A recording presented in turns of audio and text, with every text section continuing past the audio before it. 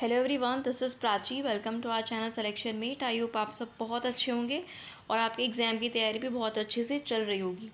आज हम DSSP के लिए और बाकी टीचिंग एग्ज़ाम्स के लिए भी उतने ही इम्पॉर्टेंट जनरल अवेयरनेस के मॉक टेस्ट नंबर 16 को डिस्कस करेंगे। 15 मॉक टेस्ट अब तक आपके हो चुके हैं, जो आपको मिल जाएंगे प्लेलिस्ट में, जिसका नाम है GA मॉक टेस्ट। ठीक है, जितने मॉक टेस्ट हुए हैं, एक दो मैराथन क्लास भी हुई है, वो वहाँ पर आपको मिल जाएंगी। और ये सारी PDF भी मैं आपको अपने टेलीग्राम पर दे देती हूँ। ठीक है, तो चाहो तो आप वहाँ से PDF लेकर भी रिवाइज़ कर सकते हो। 20 क्वेश्चन हम डिस्कस करते हैं, क्योंकि 20 क्वेश्चन आएंगे आपके जनरल अवेयरनेस सेक्शन में। वैसे तो जो नॉन टीचिंग है उसमें वेटेज अलग होता है किसी किसी एग्ज़ाम में। जनरल अवेयरनेस का टीचिंग एग्ज़ाम में 20 नंबर की आपकी, चाहे PRT हो, TGT हो, PGT हो, 20 नंबर की जनरल अवेयरनेस पूछी जाती है। तो शुरू करते हैं आज का सेशन बिना देरी के अपने पहले क्वेश्चन के साथ। और वन लाइनर फॉर्म में हमारे क्वेश्चंस होते हैं। तो पहले जो सवाल आपकी स्क्रीन पर है वो है कि मांडो संगीत, कविता और नृत्य का एक मिश्रण है। मांडो, और ये किस राज्य में प्रसिद्ध है?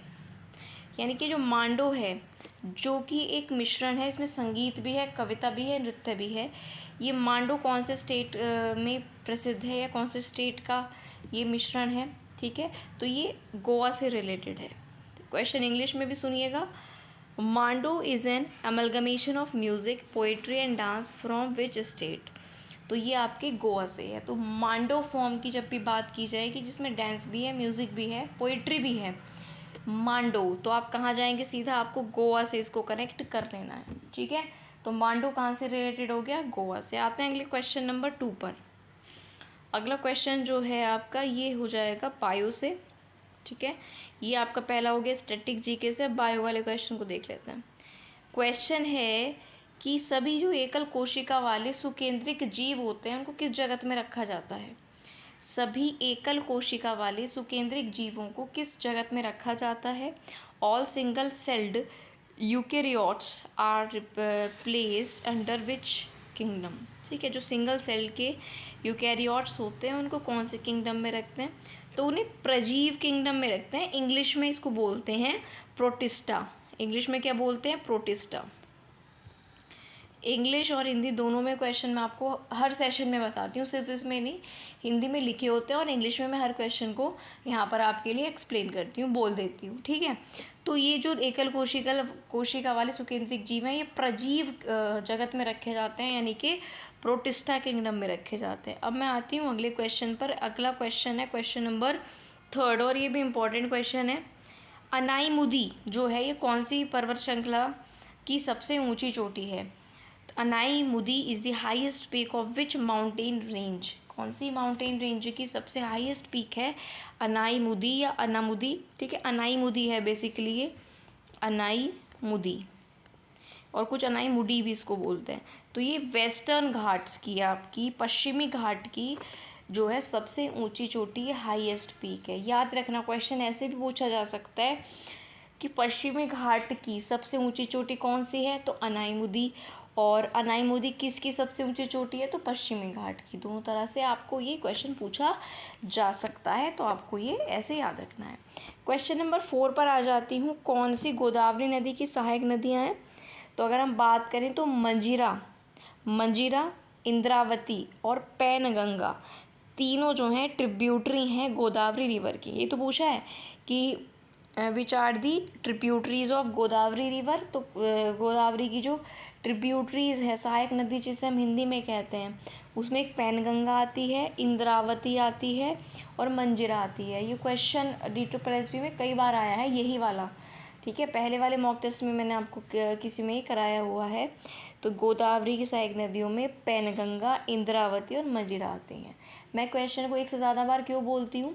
जैसे आपको यहीं पे याद हो जाए। ठीक है, चलिए आगे बढ़ते हैं। अगले क्वेश्चन नंबर 5 की बात कर लेते हैं। यहाँ पर 5 आपका है करिकाल। ये किस राजवंश के प्रसिद्ध राजा रहे हैं? करिकाल। ठीक है, करिकाल जो है किस वंश के प्रसिद्ध राजा रहे हैं? Karikala is a famous king of which dynasty? कौन से डायनेस्टी के प्रसिद्ध राजा रहे हैं करिकाल? तो चोल वंश के, चोल डायनेस्टी के प्रसिद्ध या फेमस जो है किंग रहे हैं करिकाल। तो करिकाल का नाम चोल, इसमें भी एंड में ल आ रहा है, इसमें भी ल आ रहा है, ऐसे करके आप इसको कैसे भी करके आपको सिर्फ याद रखने से मतलब है, इसको याद रख सकते हैं। करिकाल कौन से वंश से रिलेटेड है? आपके चोल वंश से। ये क्वेश्चन कुछ भी ये मत समझना कि ये इम्पोर्टेंट नहीं है।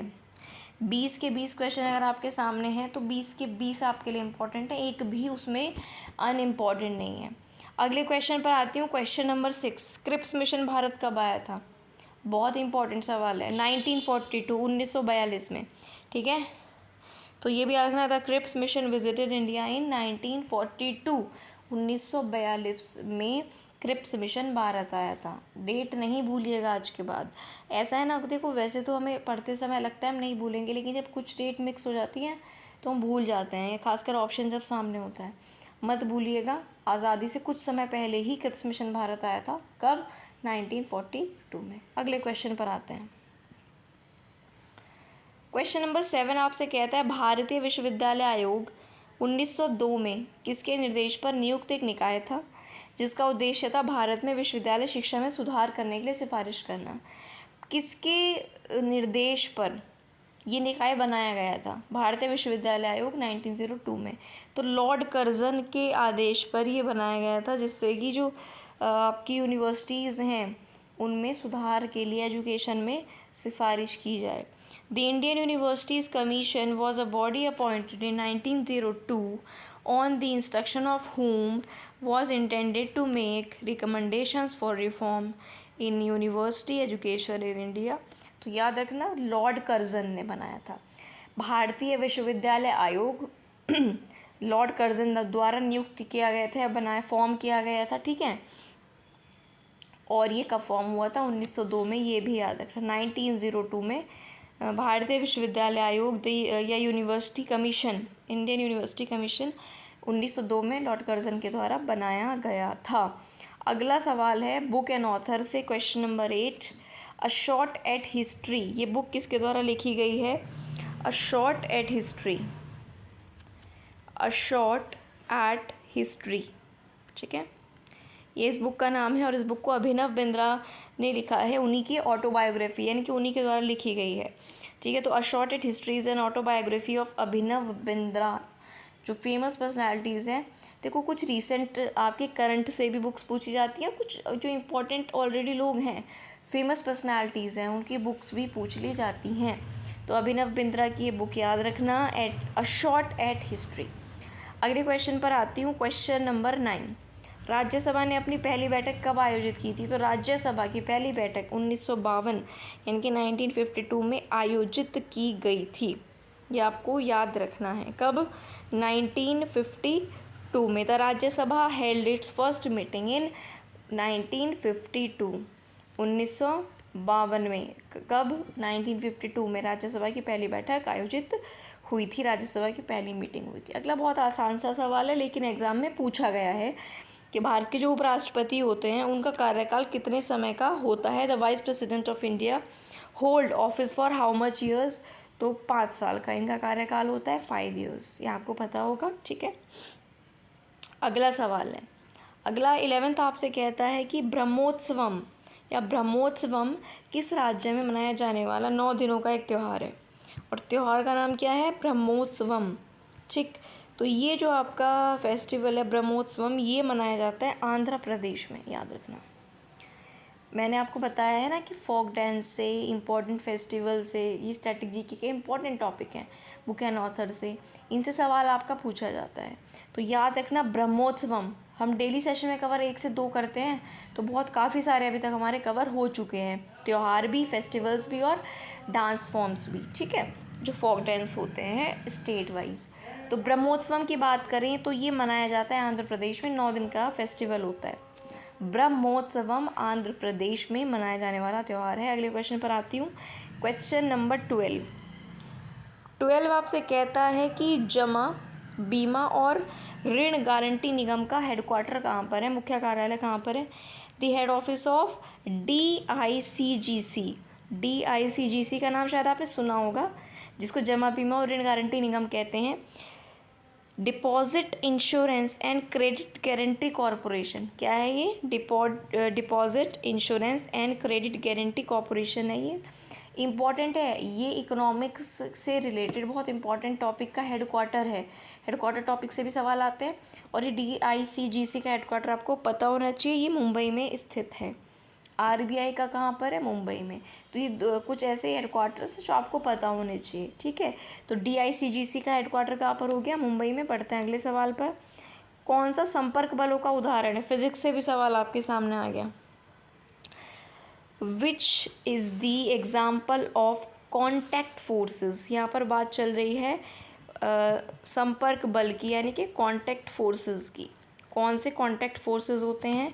तो जो आपका घर्षणात्मक बल होता है, स्प्रिंग बल होता है और पेशीय बल होता है, ये संपर्क बलों में आते हैं।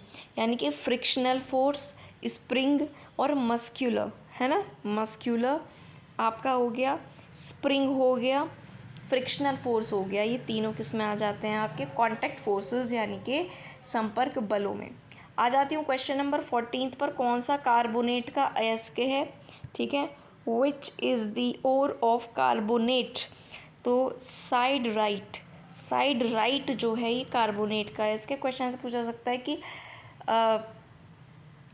जो साइड राइट है वो किसका अयस्क है, किसका ओर है? तो कार्बोनेट का, CO3 कार्बोनेट होता है आपका, ठीक है। तो याद रखना साइड राइट जो है वो कार्बोनेट का ओर होता है। पश्चिम की ओर बहने वाली नदी कौन सी है? तो वो आपकी हो जाएगी Tapti. Which river is a west flowing river? पश्चिम की ओर बहती है तो ताप्ती नदी, या तो इसको तापी भी बोलते हैं कभी कभी।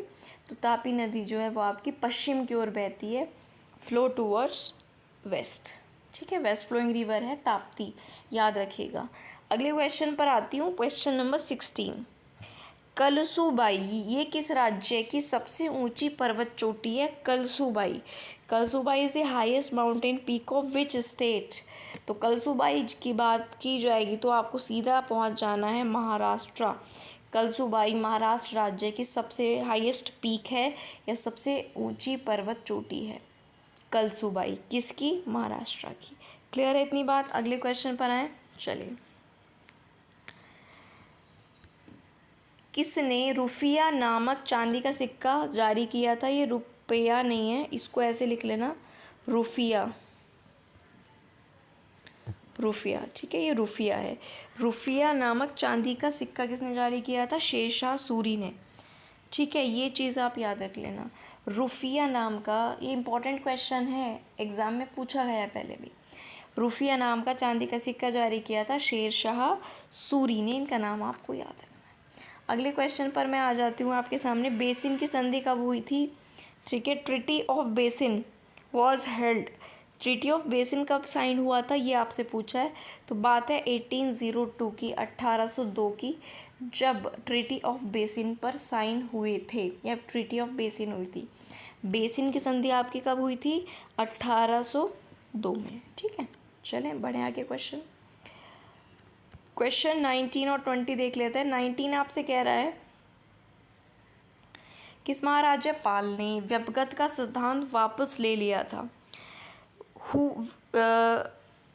Who among the following governor general withdraw doctrine of lapse? व्यपगत का सिद्धांत, जिसको हम डॉक्ट्रिन ऑफ लैप्स कहते हैं, वो जो सिद्धांत आया था, चल रहा था, उसको वापस किसने लिया था? तो लॉर्ड कैनिंग ने उसको वापस लिया था।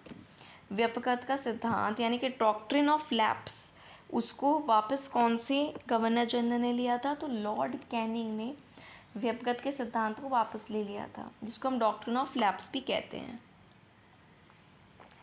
ठीक है। लास्ट क्वेश्चन हमारा है question number 20। Straight from the heart. Straight from the heart ये बुक है और ये किसकी ऑटोबायोग्राफी है? ये कपिल देव साहब की ऑटोबायोग्राफी है। कपिल देव बहुत ही उम्दा क्रिकेटर रहे हैं हमारे देश के, ठीक है, ऑलराउंडर रहे हैं। तो कपिल देव साहब की जो ऑटोबायोग्राफी है उसका नाम है स्ट्रेट फ्रॉम द हार्ट, सीधा दिल से, है ना, स्ट्रेट फ्रॉम द हार्ट। ये 2 बायोग्राफी हमने यहाँ पर बुक्स देख ली हैं आज के सेशन में, तो याद रखना कपिल देव साहब की जो ऑटोबायोग्राफी है उसका नाम है the straight from the heart. कोशिश मेरी यही रहती है कि मैं 20 के 20 क्वेश्चन आपको यहाँ पर लर्न करा दूँ, लेकिन आप पीडीएफ से अगर एक बार और रिवाइज़ कर लेते हैं तो फिर आपके कंफर्म आपके माइंड में क्वेश्चन के आंसर रह जाएंगे। तो पीडीएफ आपको टेलीग्राम पर मिल जाएगी, जिसका लिंक डिस्क्रिप्शन में आपको मिल जाएगा। 20 में से कितने आपके सही हुए हैं कमेंट बॉक्स में आप ज़रूर लिख कर बताना। वीडियो को आप एंड तक देख रहे हैं, दैट मीन्स कि वीडियो आपको अच्छा लगा है, तो उसके लिए आपको वीडियो को लाइक करना है, ये बताने के लिए कि वीडियो आपके काम आया है। वीडियो को ज़रूर लाइक करें, चैनल को सब्सक्राइब करके बेल आइकन प्रेस करें अगर आप आगे भी इसी तरह वीडियोस को देखना चाहते हैं, जिससे आपको नोटिफिकेशन मिल जाए। सेकेंडली, अगर आप किसी भी ऐसे ग्रुप में ऐड हैं जहाँ पर DSSB के स्टूडेंट्स हैं, तो प्लीज़ आप वहाँ पर इस वीडियो को शेयर करें। हम लगातार ऑल्टरनेट डेज़ पर GA का मॉक टेस्ट डिस्कस करते हैं, जो पहले हो चुके हैं वो आपको प्लेलिस्ट में मिल जाएंगे। और एक दिन हमारी CTET के प्रीवियस ईयर क्वेश्चंस की क्लास होती है, अगर कोई उसकी प्रिपरेशन कर रहा है तो वो लोग भी हमारे साथ जुड़ सकते हैं। टीचिंग एग्ज़ाम्स को फोकस करते हुए ही हमारा ये जो चैनल है वो काम करता है। कोशिश रहती है कि कम समय में आपको बेस्ट चीज़ें रिवाइज़ करा दी जाए। ठीक है गाइस, चलिए, तो वीडियो कैसा लगा ये भी आप कमेंट बॉक्स में लिखकर बता सकते हैं। कोई आपकी फ़ीडबैक है तो उसका भी वेलकम है, आप लिख सकते हैं कमेंट बॉक्स में। आज की वीडियो में फिर हम इतना ही रखेंगे। आप लोग अपनी तैयारी अच्छे से करते रहिए, और क्योंकि एग्ज़ाम में अब ज़्यादा समय नहीं रह गया, कभी भी आपके एग्ज़ाम की डेट्स आचार संहिता हट जाने के बाद आ सकती हैं। ठीक है, तो बी प्रिपेयर फॉर दैट। मिलेंगे नेक्स्ट वीडियो में, तब तक के लिए थैंक यू।